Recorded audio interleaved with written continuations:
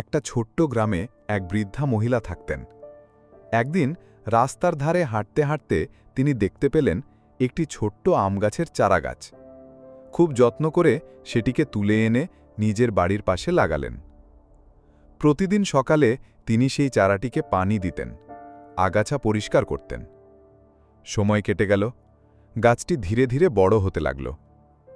গ্রীষ্মের প্রখর রোদে ভিজে গিয়েও বৃদ্ধা মহিলা একদিনের জন্য গাছটিকে পানি দেওয়া ভোলেননি।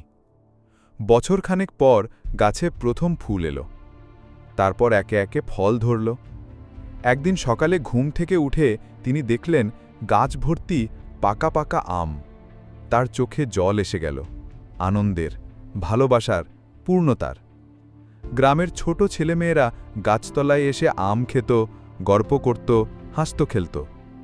বৃদ্ধা কাউকেই নিষেধ করতেন না তার গাছের আম খেতে, বরং হেসে সবাইকে বলতেন, ভালোবাসা দিলে ভালোবাসাই ফিরে আসে।